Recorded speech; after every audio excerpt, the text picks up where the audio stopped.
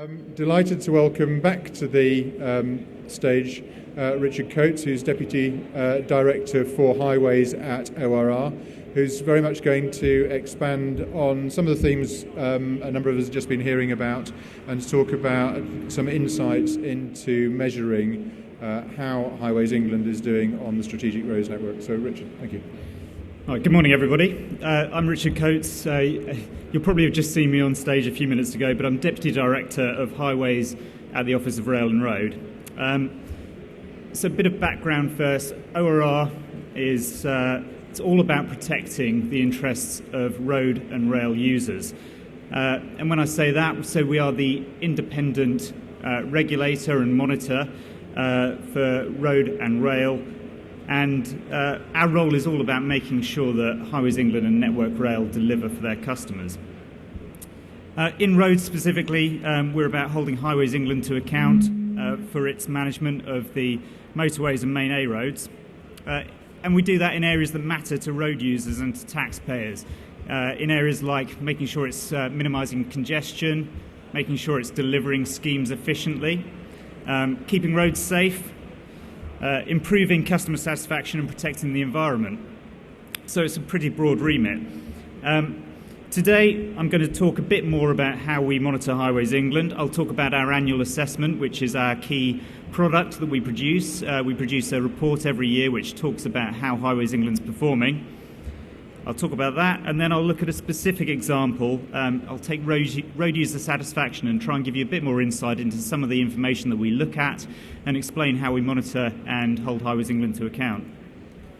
So starting with our annual assessment, we published the latest one in July, and we had three key messages in that, which we've complemented with a fourth one when safety information was published slightly later. And our messages were that generally we think Highways England is taking the right actions to meet the needs of road users.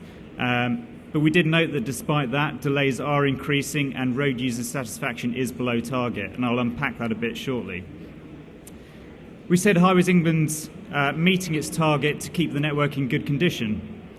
And we said it was delivering its major improvement schemes, but we did note that actually its programme of major schemes has changed quite significantly during Road Period 1, in agreement with DfT, but it's quite a different package that the company is delivering now.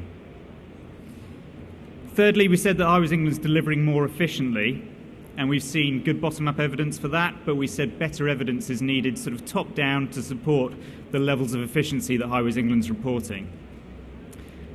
And then we noted just recently that there has been an increase, 6% increase in those people that were killed or seriously injured on the network in 2018. And it's vital that Highways England does everything it can to try and improve road user safety going forwards. So those were the headlines, but how did we reach those conclusions?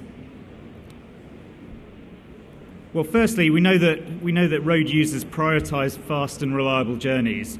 And what can Highways England do about that? Well, firstly, it can clear incidents quickly. It's got a target that's been set for clearing incidents on motorways. It's got to clear 85% of them within an hour. And actually, it's above target in that area. It's currently clearing 88% of incidents on motorways within an hour. Secondly, it can minimise the impact of its work on the network, so it can reduce the impact of roadworks, keeping lanes available. And again, Highways England is above target there. It's keeping approximately 98% of its network available against a target of 97%. So it's doing the right sorts of things. It's taking the right sorts of actions. And it can also increase capacity by delivering major improvement schemes. And again, the company is taking forwards its programme. I will talk a bit more about that shortly. But in spite of the actions that Highways England's taking, delays have increased over recent years. And we think that is primarily due to, record levels of traffic, increasing levels of traffic, and they're at record levels. You can also see on the graph, on the lower graph on the right-hand side, that user satisfaction is currently slightly below target as well. It's got a stretching 90% target for road user satisfaction, It's somewhere around 88% at the minute. And so we've looked in great detail at what Highways England is doing about that. And again, we're confident it's taking the right sorts of actions. And I will talk more about that shortly. So looking at safety, safety is an absolute priority for the ORR, and it's an absolute priority for Highways England as well. We want to make sure that Highways England is doing everything it possibly can to improve the safety of road users and the workforce. In terms of safety, Highways England's got another stretching target. It's targeted a 40% reduction in the number of people killed and seriously injured on the network by 2020.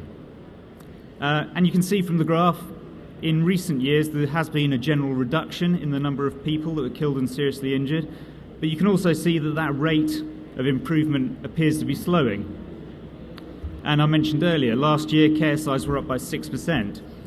So what are we doing? Well, firstly, we're monitoring what Highways England is doing very closely. We know it takes safety very seriously, and we know that it's been taking forward a range of plans to improve safety. So last year, in 18-19, it delivered 21 safety improvement schemes through its ring-fence fund. It worked with DFT in the Home Office to make sure that it could prosecute drivers who ignore red X's on smart motorways. It removed vehicles from the network that weren't roadworthy. So it's taking lots of good actions, and we know that. But obviously it needs to go further. So we're looking for Highways England to be producing an improvement plan for 2020. And we're currently launching a piece of work that we're taking forwards with the Road Safety Foundation, which will look at how Highways England is prioritising its safety interventions on the network. So our third key message centred on sort of engineering works. So we know that Highways England is keeping the network in good condition. It is currently above its 95% target for that. And it is delivering major improvement schemes. But as I said earlier, it is now working to a very different plan to what it set out with at the start of the road period. Now, it's agreed those changes with DFT, and we've analysed the changes and the reasons for them, and actually those changes are for good reason. It is right that Highways England isn't taking forward schemes that aren't value for money, and it's right that it's reframing its programme so it minimises disruption to road users. So in that sense, it's good, but it is worth noting that Highways England set out originally to start works on 112, or to have started works on 112 schemes by the end of Road Period 1, and its current plans are to have started work on at least 70. So the final key message was on efficiency. Highways England's reported £848 million worth of efficiencies to the end of 2018-19. And it's given us lots of good examples of areas in which it's become more efficient. It's collected lots of good bottom-up evidence in terms of what it's done and what that's meant in terms of quantification. So that's good, and we are confident that Highways England is becoming more efficient. But what we have said is that actually we want to see more evidence, what we call top-down. So Highways England can produce better productivity measures which show that actually the cost of carrying out work is reducing over time, and we're looking for better information in that sense, and we'll look for more in Road Period 2 to support its efficiency claims. So I will take a very short time to talk you through in slightly more detail actually how we monitor, and I thought we'd talk a little bit about road user satisfaction. And we tend to base our more detailed monitoring on a range of evidence, from benchmarking to more detailed reporting from Highways England to more in-depth reviews that we'll commission from our consultants or carry out in-house. So in the case of road user satisfaction, Highways England's been below its 90% target, and we know that from Transport Focus's work, looking at what's called NRUS and SRUS surveys of road users. But that high-level measure doesn't necessarily provide us all that much insight. So we can look deeper into the underlying data behind that, and that helps us to ask some targeted questions. So we know, for example, that satisfaction is lower in the northwest and the southeast at the minute, and satisfaction with roadworks tends to be the lowest. But it's also a bit lower in terms of general upkeep and journey times. So we've asked Highways England to develop improvement plans, specifically looking at some of these areas and making sure that it is targeting work in the areas where we know satisfaction could be improved. And because Highways England's been below target, we are carrying out what we call enhanced monitoring. So as part of that, we've been engaging Transport Focus closely to understand its views in terms of what Highways England can do to improve satisfaction for users. As I said, we've required Highways England to produce improvement plans. It's been producing yearly improvement plans with detailed actions and timeframes for what it's going to do.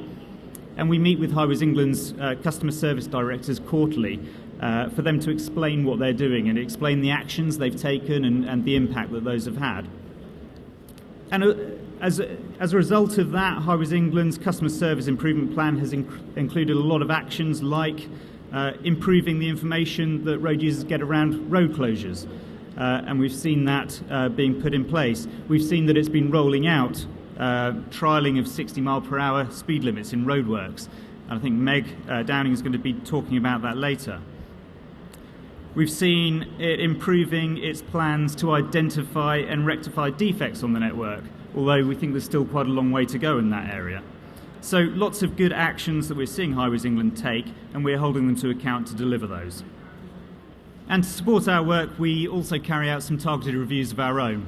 And here's one example. So we worked with Transport Focus, with Highways England, earlier in the year to look at how Highways England can improve the information that it gives to road users. Mentioned it earlier on the panel, but I'll reiterate. So out of that study, we found that information on A roads was less good than it is on motorways. So we've recommended that Highways England takes action to look at what it can do to improve information provision on A roads. That report also recommended that Highways England improves its collaboration with third-party data providers, because we've seen in other sectors that third parties are often much better placed at providing customers with what they want. They're often more innovative in the information that they can give to road users. And finally, the report advised that Highways England looks much more at the metrics that it can provide in RIS2 or in the future to provide better information to road users. So the report has made some recommendations in that area and has made recommendations that there are targets going forwards. So I hope that's given you a brief insight into our monitoring and the sort of work that sits behind some of the key messages that we put into our annual assessment. I thought I'd finish just by showing you some of the further work that we're doing this year to interrogate Highways England's performance. So we are doing a safety deep dive review at the minute, which I mentioned earlier. We are looking at Highways England's efficiency reporting and making sure that we are getting as good information as possible from there. We're looking at major scheme evaluations and how Highways England can make sure that it is evaluating and publishing those in a timely way. And we're making sure that Highways England is ready to start RIS2 if and when that's announced. So making sure that it's got in place the right resources to be delivering from day one. And that's it from me, so I'll say thank you and happy to talk to anybody or take any questions afterwards.